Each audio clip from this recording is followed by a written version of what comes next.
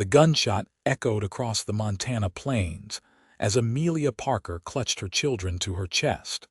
The memory of her husband's final moments seared into her mind like a cruel brand.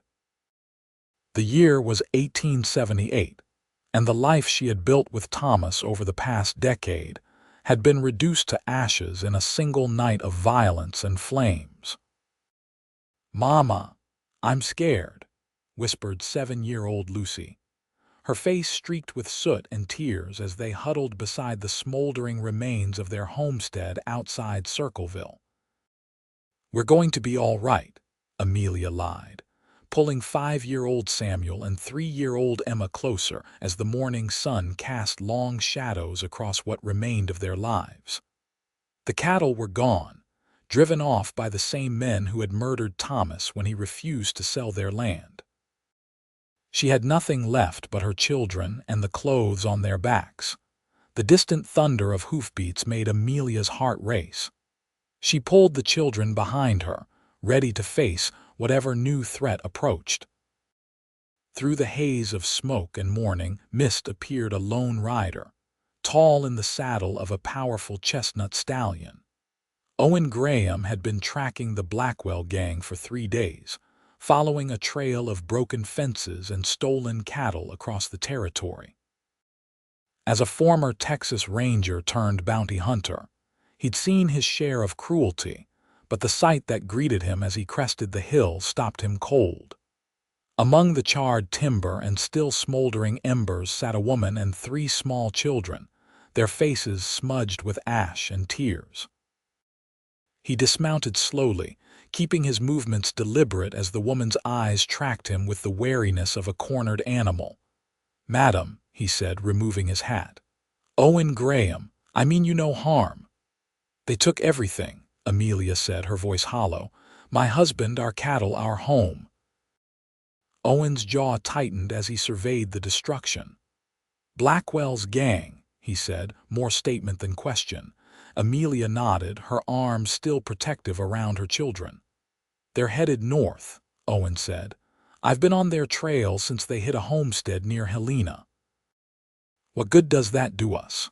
Amelia asked bitterly. "My Thomas is dead and we have nowhere to go." Owen looked at the children, their wide eyes filled with a mixture of fear and exhaustion. "Nearest town is Circleville, about 15 miles east," he said.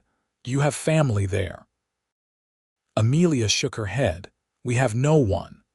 The oldest girl, her hair the color of wheat, spoke up. "Papa said we're pioneers. We don't need nobody but ourselves." Owen couldn't help but smile at her fierce declaration, so at odds with her trembling chin, he crouched down to her level.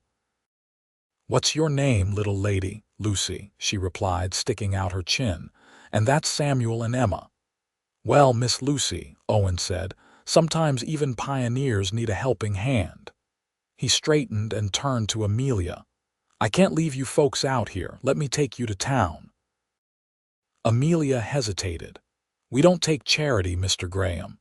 "It's not charity to help neighbors in need," Owen replied. "Besides, I could use your help identifying the men who did this when we catch up to them." After a moment, Amelia nodded, too exhausted to argue. Owen returned to his horse and led it closer. "We'll have to double up," he said, lifting first Emma, then Samuel onto the saddle. He held out a hand to Lucy, who hesitated until her mother nodded. "Thank you," Amelia whispered as he helped her up last, settling her behind the children. Owen mounted behind them, his arms encircling the family as he took the reins. "Hold on tight now," he said, guiding his horse away from the ruins of their home. The journey to Circleville was slow, the horse laboring under the weight of 5 riders. As they rode, Lucy pressed Owen with questions about his life, his horse, and whether he would catch the bad men who killed her papa. Owen answered patiently, struck by the child's resilience. "You a real cowboy?" Samuel asked, touching the worn leather of Owen's chaps with wonder. "I've herded my share of cattle," Owen replied, "but these days I mostly track men who break the law." "Like a sheriff?" Lucy asked. "Something like that," Owen said, "though I don't have a badge anymore."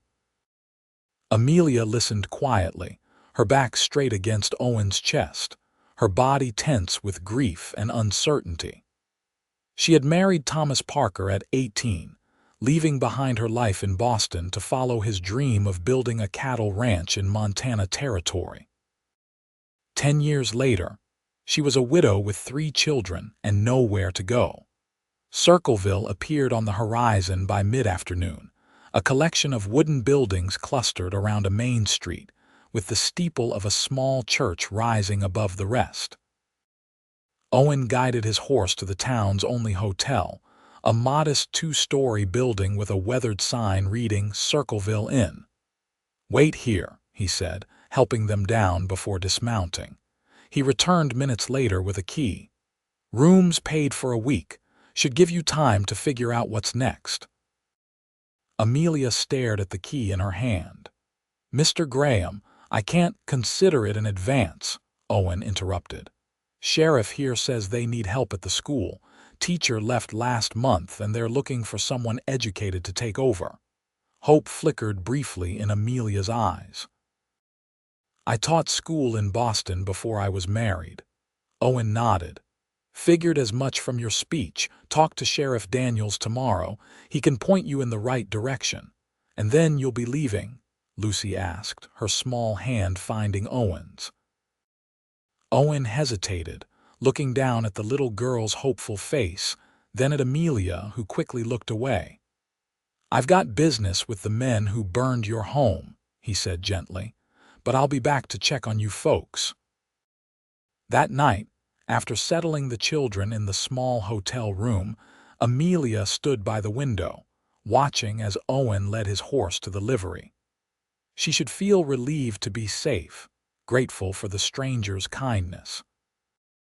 Instead, she felt a hollowness that had nothing to do with hunger and everything to do with the uncertain future stretching before her. Owen, for his part, found himself unable to shake the image of the widow and her children from his mind as he arranged for fresh supplies at the general store. He'd encountered plenty of hard-luck cases in his years of tracking outlaws, but something about Amelia Parker's quiet dignity and the children's trust had gotten under his skin.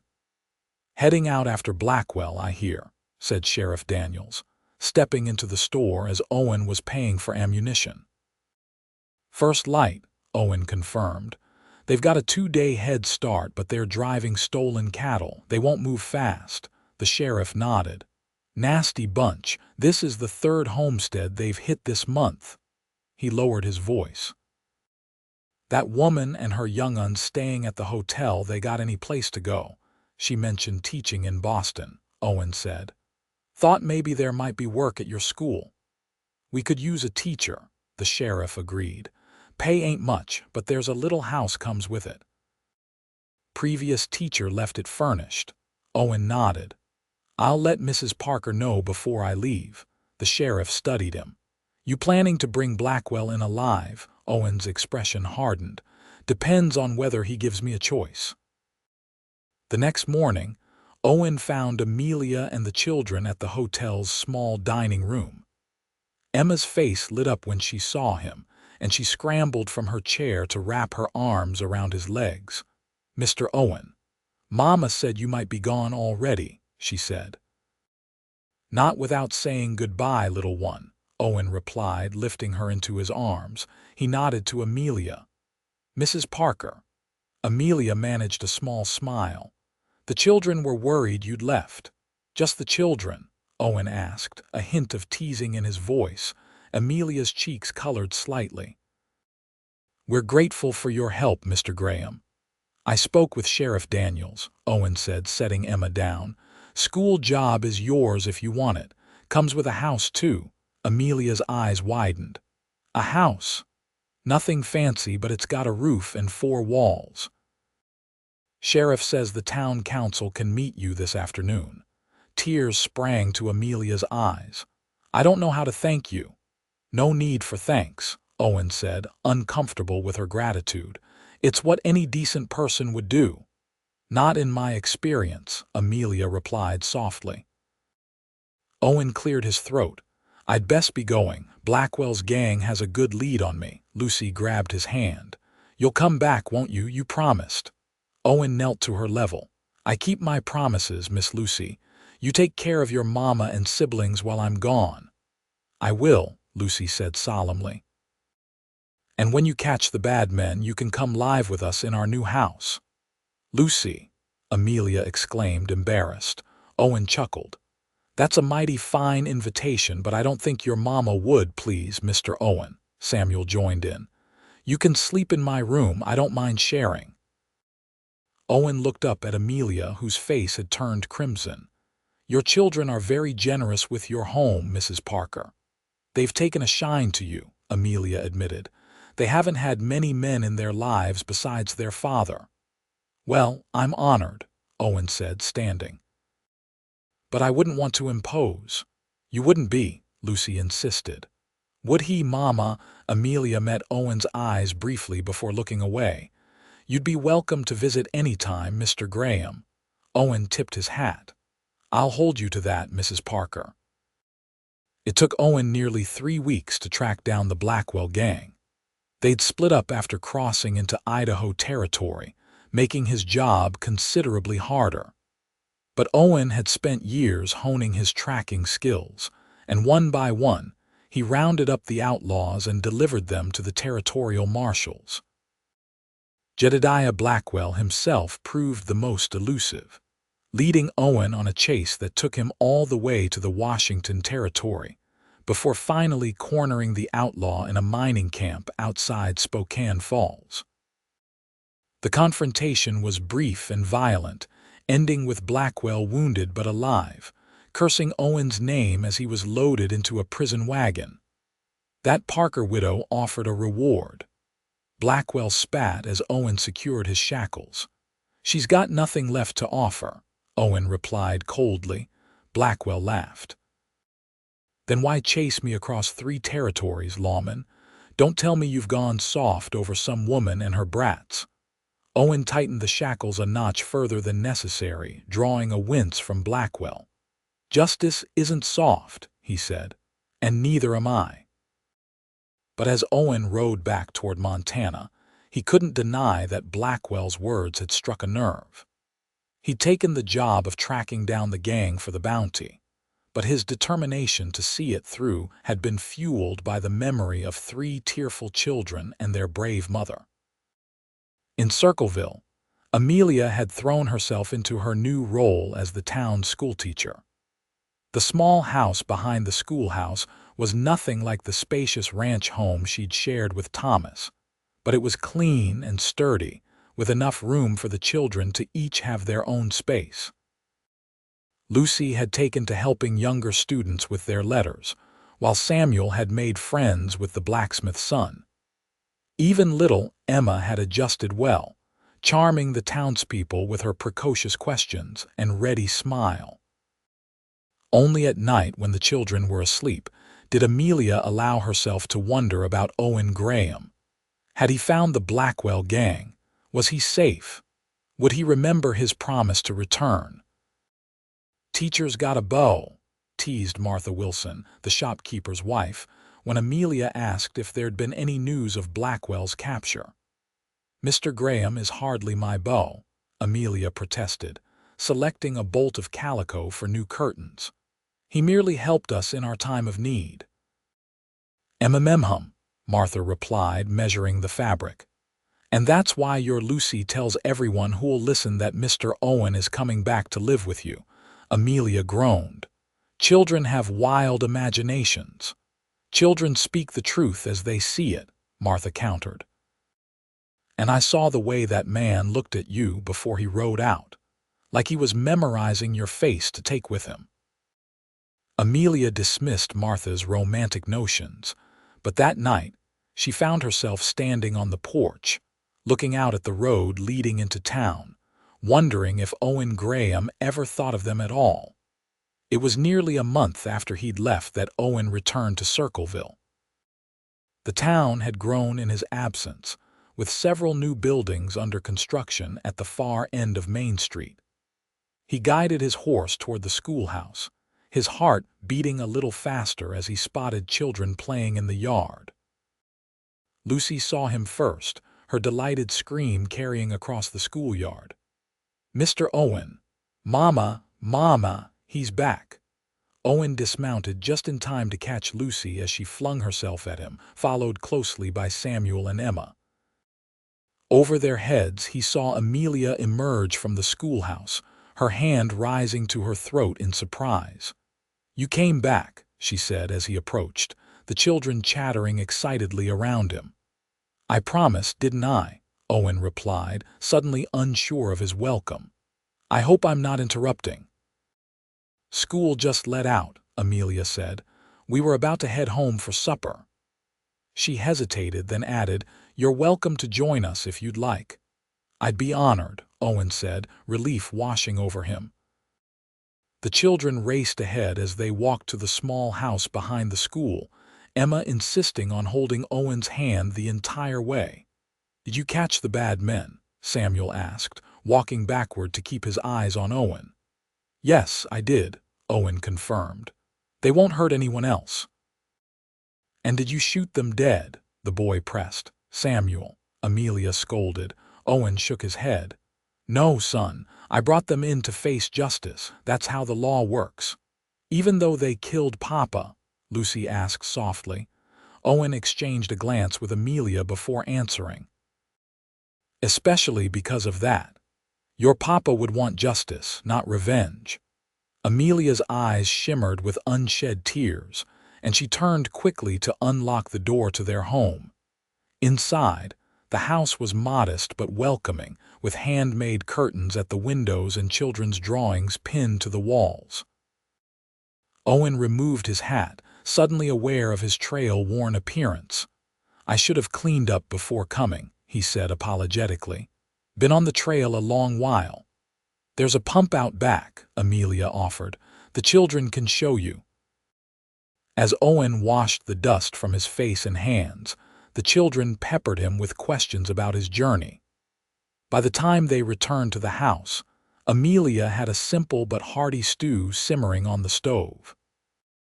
Over supper, Owen shared carefully edited tales of his pursuit of the Blackwell gang, while Amelia told him about their new life in Circleville. The easy conversation surprised Owen, who had spent most of his adult life alone or in the company of other hard men. The warmth of family life wrapped around him like a forgotten blanket. After the meal, the children begged for a story, and Owen found himself seated in a rocking chair with Emma on his knee and the older children at his feet, as he recounted a mostly true tale of a cattle drive gone awry. Amelia watched from the doorway, her expression unreadable in the lamplight. When the children were finally in bed, Owen and Amelia sat on the small porch, the night air cool but pleasant. "They missed you," Amelia said after a comfortable silence. "We all did." Owen studied his hands. "Never had anyone waiting for me before. It's a strange feeling." "Good strange or bad strange?" Amelia asked. "Good," Owen admitted. "Mighty good." Another silence fell between them, this one charged with unspoken possibilities. "What happens now?" Amelia finally asked. "With the men who killed Thomas. Trials set for next month in Helena," Owen said. "They'll hang most likely. All of them had priors." Amelia nodded, her face solemn in the moonlight. "Will you testify, if needed?" Owen said. "You might be called as well." Amelia wrapped her arms around herself. "I don't know if I can face them." Owen hesitated, then covered her hand with his. "You're one of the strongest women I've ever met, Amelia Parker. You'll do what needs doing." Her fingers turned to intertwine with his. "And after the trial, where will you go then?" The question hung between them, heavy with meaning. Owen took a deep breath. "That depends on whether there's a reason to stay." Amelia's eyes met his, steady and clear. "The children would be heartbroken if you disappeared again." "Just the children?" Owen asked, echoing his question from weeks before. This time, Amelia didn't look away. "No," she whispered. "Not just the children." Owen's heart hammered in his chest as he leaned closer, giving her every chance to pull away. When she didn't, he brushed his lips against hers, a question more than a kiss. Amelia answered by pressing closer, her hand coming up to rest against his chest. The kiss deepened, tender and hesitant before she pulled back, her cheeks flushed. "I'm sorry," she said. "It's too soon." "Thomas has only been gone, don't apologize," Owen interrupted gently. "We've got time, Amelia. I'm not going anywhere." The weeks leading up to the trial passed in a haze of domestic tranquility that Owen had never experienced. He found work helping build the new church, returning each evening to Amelia's table and the children's eager greetings. He slept in the town's boarding house, but spent most of his waking hours with the Parkers, falling deeper into the rhythms of family life.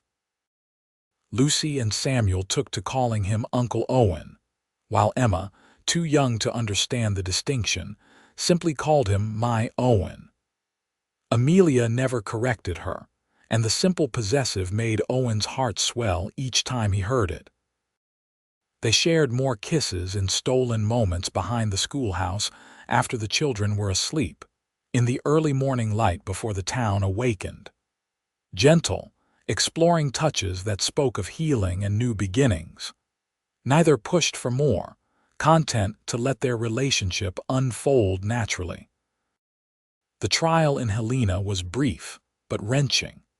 Amelia testified with quiet dignity about the night her husband was murdered, her composure cracking only when asked to identify the men responsible.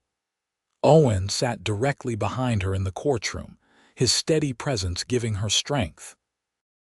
When the verdict came guilty on all counts, Amelia wept not from relief but from the finality of it all. Justice had been served, but Thomas was still gone, and no punishment could bring him back. "It's over," Owen said as they left the courthouse, the children waiting at their hotel with the innkeeper's wife. "You can move forward now." Amelia nodded, wiping away tears. "I don't know what that looks like," she confessed. Owen took her hands in his. "I do," he said. "If you'll let me show you." 3 days later they returned to Circleville. As they approached the schoolhouse, Owen brought his horse to a halt. "Something wrong?" Amelia asked. Owen shook his head, then reached into his saddlebag. "Been carrying this a while," he said, extracting a small wooden box. "Wanted to wait until the trial was over." He handed it to Amelia, who opened it with trembling fingers. Inside lay a simple gold band. "It was my mother's," Owen explained. "Only thing of hers I kept after she passed." Amelia looked up at him, her eyes wide. "I'm not good with words," Owen continued, "but I know what I feel. I love you, Amelia. I love your children. I want to be a part of your lives if you'll have me." "Owen," Amelia whispered, tears spilling down her cheeks. "Are you sure?" "We come with so much history, so much pain." "Pain's part of living," Owen said simply. "But so is joy. And I've never known joy like I have these past months with you and the children." Lucy, who had been watching from her perch behind Owen, leaned forward. "Say yes, Mama, please say yes." Samuel and Emma added their pleas, their faces alight with hope. Amelia laughed through her tears. "You 3 were in on this." "Mr. Owen asked our permission first," Lucy said proudly. "He said that's what a gentleman does." Amelia looked back at Owen, her heart so full it might burst. "Then how can I possibly say no?" The wedding took place 2 weeks later in Circleville's newly completed church. The entire town turned out for the ceremony. The women fussing over Amelia's dress, sewn by the seamstress as a wedding gift, while the men clapped Owen on the back and welcomed him properly to the community.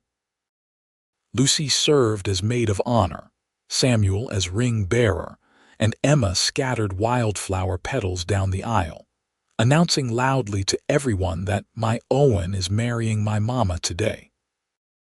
As they spoke their vows, Owen looked into Amelia's eyes and saw not the broken woman he'd found beside the ashes of her home, but a woman of remarkable strength and infinite capacity for love.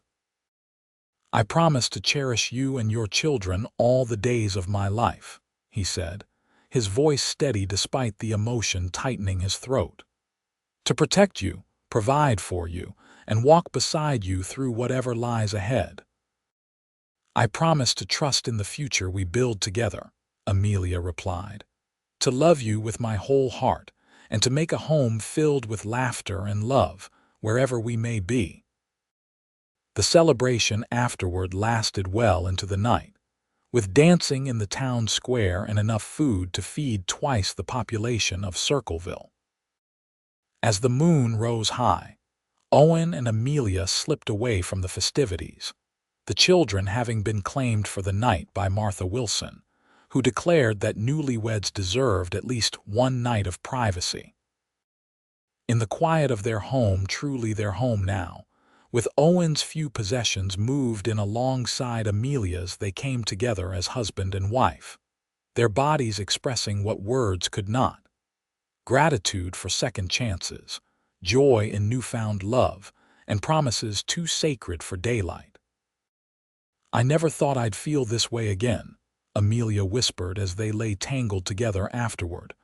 "After Thomas died, I was sure that part of me had died too." Owen brushed a strand of hair from her face. "Life has a way of surprising us," he said. "A year ago I was alone, with nothing but my horse and my gun for company. Now I have a family." "A family," Amelia repeated, savoring the word. "Yes, that's what we are." 2 years later, the Graham family welcomed a new addition, a robust baby boy they named Thomas Owen, in honor of the past and the present. Lucy, now 9, declared herself his official protector, while Samuel and Emma competed for the baby's smiles. Owen had taken over management of the town's livery stable, turning it into a successful business that included horse breeding and training. Amelia continued teaching, though she took a break after Thomas was born, returning to the classroom when he was 6 months old. Their life wasn't without challenges. Owen sometimes struggled with domesticity after years of drifting, and Amelia occasionally fought shadows of grief that descended without warning. But together, they weathered each storm, their love deepening with each passing season. On the 3rd anniversary of the day, Owen had found Amelia and the children by the ashes of their home. The family rode out to their old homestead. The blackened ruins had been reclaimed by prairie grass and wildflowers, nature's way of healing what man had destroyed. "It looks peaceful now," Lucy observed as they spread a picnic blanket near a stand of cottonwoods. "It does," Amelia agreed, watching as Samuel and Emma chased butterflies through the tall grass. Baby Thomas slept in a basket beside her, his chubby fist curled around a strand of her hair. Owen settled beside his wife, his arm sliding around her waist. "Any regrets?" he asked quietly. "About not rebuilding here?" Amelia shook her head. "This place belongs to the past," she said. "Our life is in Circleville now." Owen nodded, understanding the weight of her words. "It's strange to think how tragedy can lead to blessing," he mused. "If Blackwell hadn't attacked your ranch, we might never have met," Amelia finished. "I can't regret the path that led me to you, even with all its heartache." Owen kissed her then, a tender affirmation of their shared journey. Nearby, Lucy called for them to look at the nest she'd discovered, and Samuel shouted that he'd found tracks that might be a coyote's. Emma simply twirled in circles until she collapsed in a giggling heap. As the sun began its descent, casting long golden rays across the Montana landscape, Owen helped Amelia to her feet. With Thomas secure in his arms and the other children gathered around them, they turned their backs on the past and rode toward home, not the home that had been lost, but the one they had built together, founded on love that had bloomed from the ashes of despair. In the years that followed, The story of how Owen Graham had found 3 orphans crying by the ashes of their home became family legend, told and retold at gatherings and celebrations. But what Owen and Amelia cherished most wasn't the dramatic beginning of their love story. It was the quiet, everyday moments that followed. Bedtime stories and Sunday picnics, first steps and skinned knees, arguments and reconciliations, all woven together into the tapestry of a life shared. And on quiet nights, when the children were asleep and the house settled into peaceful silence, they would sit together on the porch, watching the stars wheel overhead, grateful for the twist of fate that had brought a lone cowboy and a grieving widow together on that fateful morning, changing both their lives forever.